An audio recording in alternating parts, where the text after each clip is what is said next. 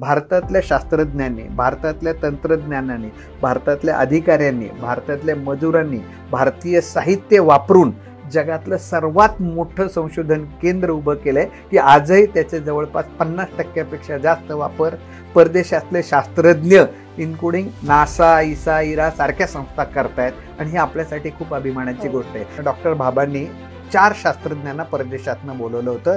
त्याच्यामध्ये NGK मेनन आहेत, MR कुंडू आहेत, TN कृष्णन आणि प्रोफेसर गोविंद स्वरूप. तर GMRT हा प्रकल्प नेमका काय आहे? ही रेडिओ लहरी ग्रहण करून त्याच्यावरती प्रक्रिया करून मग ज्या आपल्याला एक प्रतिमा मिळतात ब्रह्मांडातल्या त्याचा अभ्यास करणारी एक वेगळी रेडिओ खगोलशास्त्रातली रेडिओ दुर्बीण आहे आणि ही जगातली सर्वात मोठी रेडिओ दुर्बीण.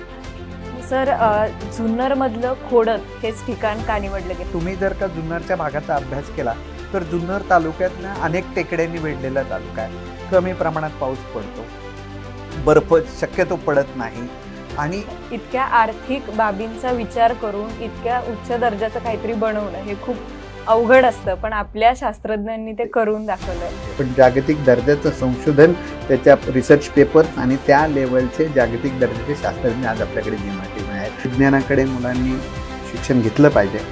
आता सगळ्या ज्या गोष्टी आपण म्हणतो AI वगैरे, मुलांना प्रत्येक वेळेस सगळं म्हणतात की विज्ञानाने काय दिलं. जर का त्यांनी खूप छानपैकी अभ्यास केला तर AIचा पायच गणित आणि भौतिकशास्त्र आहे.